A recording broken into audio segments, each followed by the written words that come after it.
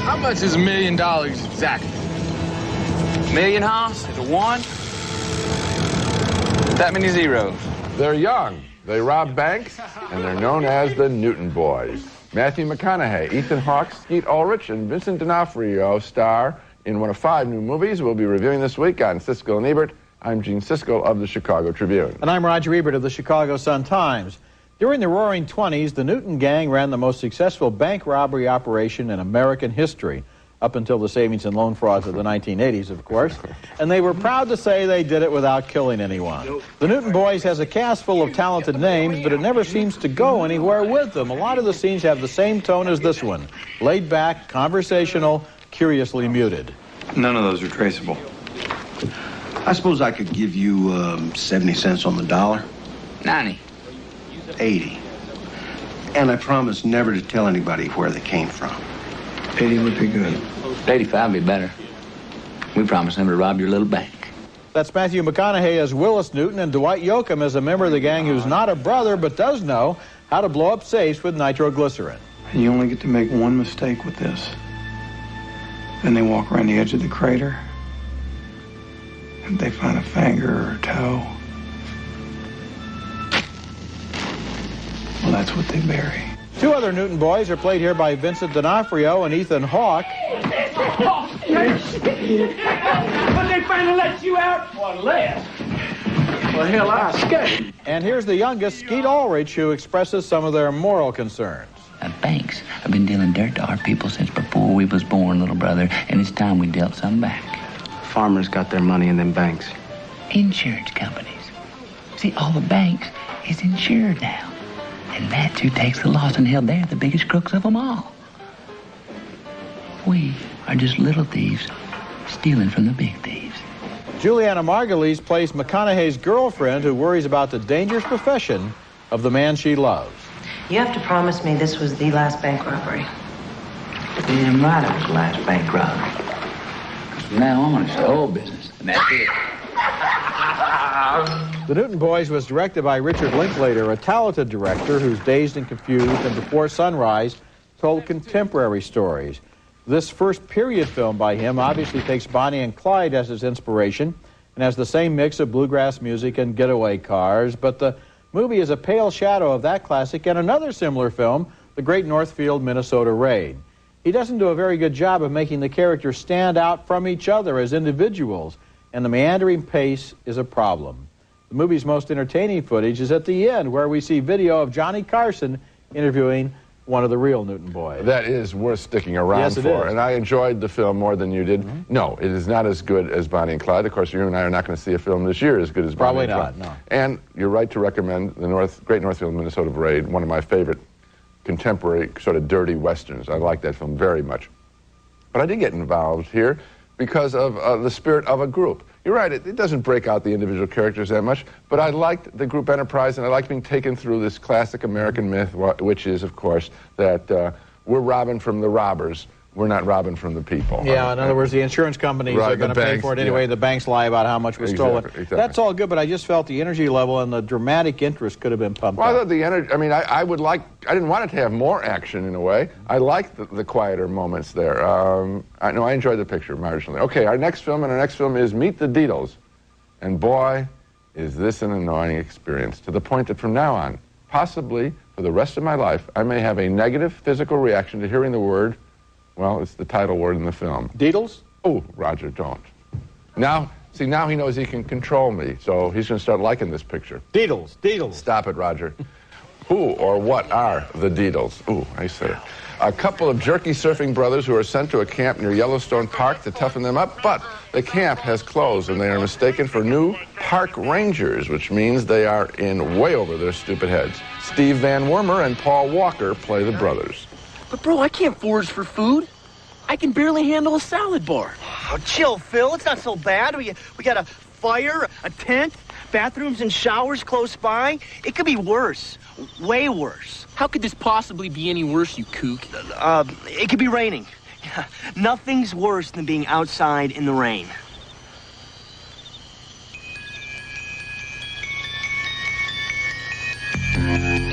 Their specific assignment as new rangers is to rid the park of an invasion of rodents. Prairie dog.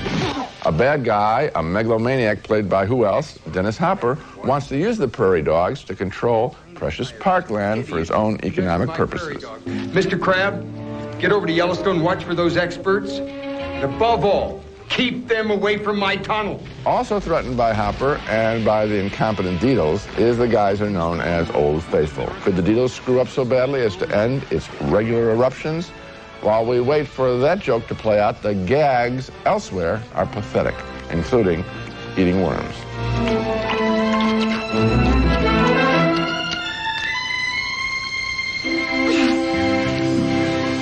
Honestly, I did not laugh or crack a smile once during this film. It was just agonizing how juvenile and how predictable the humor was.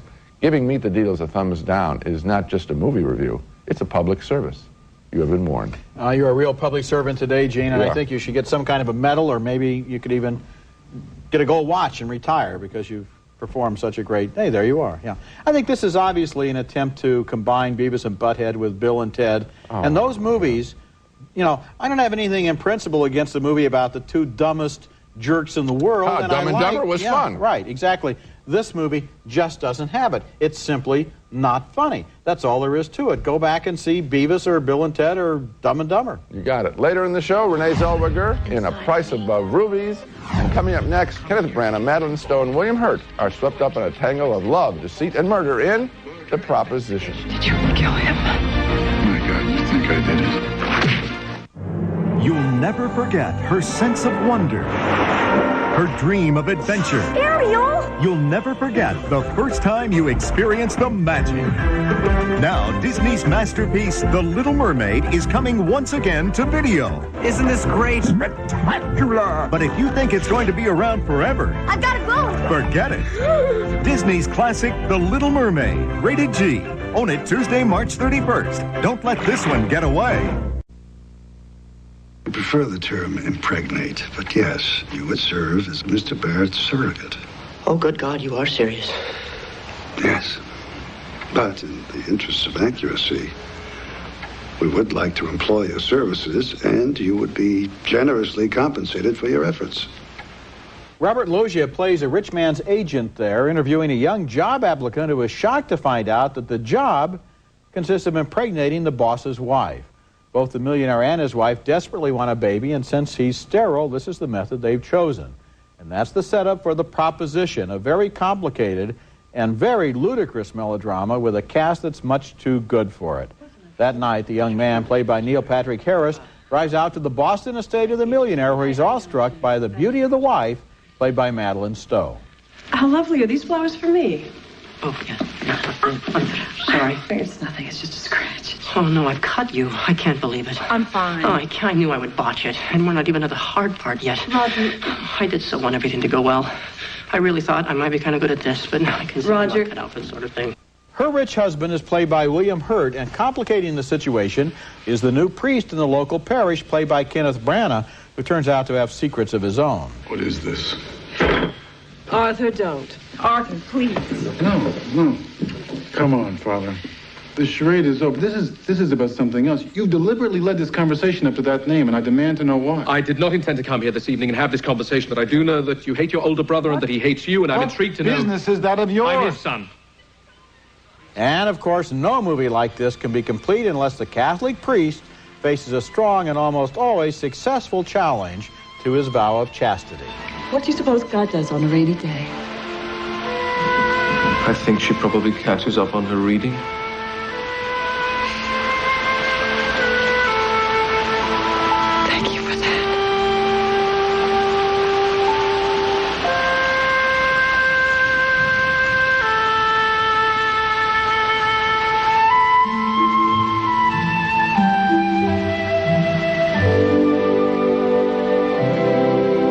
You know, in Hollywood, the vow of chastity is the most interesting part of the Catholic Church. Right. In my attempt to preserve several of the secrets in the plot, I've only scratched the surface of how goofy the proposition really is. This is a movie that makes Hush from a couple of weeks ago seem almost sensible by comparison.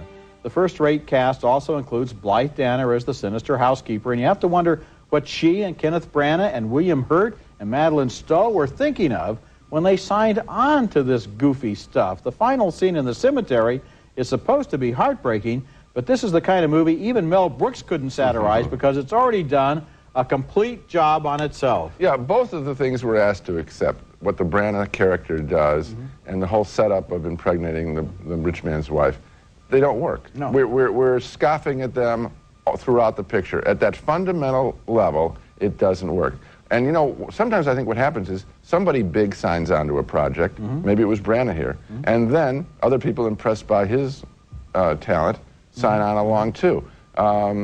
Sort of the pyramid effect. And we end up, as late arrivals, paying the bill. I'm telling you, this movie just adds lurid detail to lurid detail. What we could call, for example, the cesarean scene is kind of... And what about that family doctor? Isn't he a piece of work? Huh? Boy, oh boy. Coming up next, a young woman tries to deal with the closed culture of Hasidic Jews. Renee Zellweger from Jerry Maguire stars in A Price Above Rubies. You can't cut a mother off from her child. No. You've already taken care of that yourself.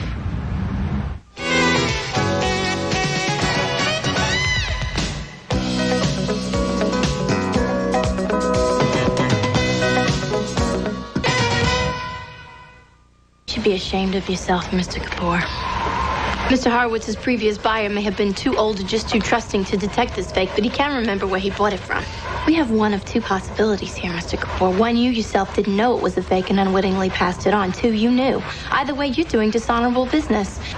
That's the fine young actress Renee Zellweger from Jerry Maguire, barely recognizable as a young woman who follows her tradition and marries an Orthodox Hasidic Jew, and within that straight-laced culture, tries to find her own identity in a thoughtful new film called A Price Above Rubies. Her name is Sonia, and she is a jewelry expert, which makes her a valuable ally to her husband, even though she selected him for spiritual, not business reasons. Here she talks with her brother-in-law, who is in the jewelry business. He's played by Christopher Eccleston. I understand your father, may his memory be of blessing, was the finest gemologist in the state. I also understand you picked up a thing or two. Excellent work. I wouldn't price it at a dime over $800. Why didn't you go into the business? Because my parents didn't want me mixing with unsavory characters. They wanted me to marry a great scholar and live a decent, spiritual Jewish life. Did you? As the price of her employment, Sonia ends up having a passionless affair with that brother-in-law. Later, he spots her with another man and shares his discovery with the family. The brother-in-law's sister, Juliana Margulies, is naturally outraged. Who said this? It doesn't matter. What's done is done. And what's said is said, and the truth doesn't matter anymore, does it? I'm taking Shimmy and I'm going back to Muncie to stay by my mother. We have a fine life here, Sonia. A decent life. And you are not going to be allowed to destroy it for everyone around you. For the good of all concerned, you've got to be cut off. The other man, an artist named Raymond, played by Alan Payne, creates beautiful jewelry designs and represents a more free approach to life. All my life, I've been trying to make up for my old man splitting, you know, by looking out for my moms. Then you walk in. And I think here's another desperate woman that needs something from me. But I was wrong. I need you. It was hard for me to understand exactly what writer-director Boaz Yakin is attempting with this extremely well-acted film. We learn little of the Hasidic way of life, other than Sonia can't function in a society that has survived for centuries and thrives today. It was hard for me to root for Sonia because some of the action she takes. I wish there had been more verbal engagement with her when she's challenged, and I'd like to hear more of her responses. She doesn't talk enough for me about what she is doing. Still, A Price Above Rubies is beautifully acted and is an extremely good-looking film. Congratulations to Renee Zellweger, who certainly challenges herself with this role and proves that she has more than monetary interests in pursuing her acting career. She made me follow a movie that left me with a lot of questions. A marginal thumbs up from me on a price above Rubies. Thumbs up for me, too. And I had some questions also. I think that, in a way, what he's trying to say is that this Hasidic community is totally male-dominated, and that a woman who doesn't want to go along with that and buy into that is going to be unhappy, especially if her husband is much more interested in praying all the time than in treating her like a woman and in paying attention to her. So it's like she doesn't really deal with it on a religious level at all. It's just how she feels. Yes, I mean, that's true. The religious component here, we learn really nothing of the faith and all that, and I thought that was possibly a weakness, and I would have liked to have her engage that, rather than just suffer as an outsider, if you will. I would have liked to have her and yet you're right about her performance. It's a wonderful performance, and I was fascinated, and I was also really interested in her relationship with the young artist, who has a downtown job doing things he doesn't respect, but in his basement makes this beautiful jewelry, and she's the one who tells him that it's really worth something. So there's a lot of good in this film, and then there's some confusion also. Yeah, there's beauty all around her. She only focuses on the jewelry designs. See, something like that would have been, some dialogue like that would have even helped. When we return, can you really go home again? Edward Burns finds out in his new film, No Looking Back, with John Bon Jovi and Lauren Holly. Hoping maybe to run into Claudia if she's still around. We're together now. What do you mean, you're together now?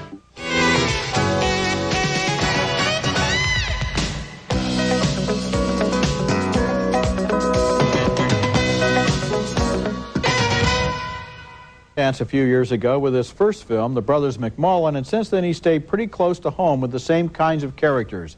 Young Irish-American working-class men, their brothers, their parents, and their girlfriends. And that's also the world of his new film, No Looking Back, starring Burns himself as a man who returns to his hometown after 3 years on the road and moves back in with his mother. Yeah, what happened? Fired again? No, this time I quit. Oh, good for you. Listen, I'm not going to stand for any of your bullshit this time, Charles. The last 3 years have been very peaceful here without you.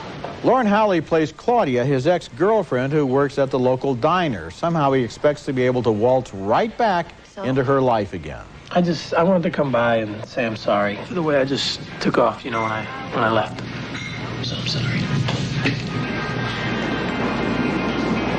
That's what you wanted to ask me? Yeah, and also, I just wanted to see if you're happy with all this, Still living here, working in this place, whole routine. What business is that of yours? Here's a very effective scene. His old friend, played by John Bon Jovi, is now living with Claudia, and naturally, that causes tension. I'm a little jealous of you, I'm starting to think maybe that's what I gotta do. It's time to find a girl, settle down, do that whole thing. You should. Only problem is, it seems all the girls I used to know around here, already spoken for, huh? That's right. Don't forget it. He tries a direct approach on Claudia herself. I don't know, it seemed like, the other day, Alice, you felt like dancing. What happened to that? Yeah, well, we all make mistakes. So what are you trying to say? You hate me or something? No, I'm just not dancing with you. Ed Burns wrote this movie as well as directing it and starring in it, and I think a lot of the problems are in the screenplay. He's good at creating convincing male characters, but I don't think he really understands the former girlfriend Claudia very well. He doesn't know that when a woman has made an emotional commitment to somebody and is living with them, they don't get all vague and forgetful about it because of an unemployed guy who comes back after 3 years after having dumped her and now wants to offer her almost nothing except a bus ticket out of town. That's not convincing, but Burns thinks because he's the guy, maybe it will work. I don't know. The characters seem to bounce around without convincing motivation, even though the world was well seen. And bouncing about is just it. I felt that this movie was about strutting and attitude.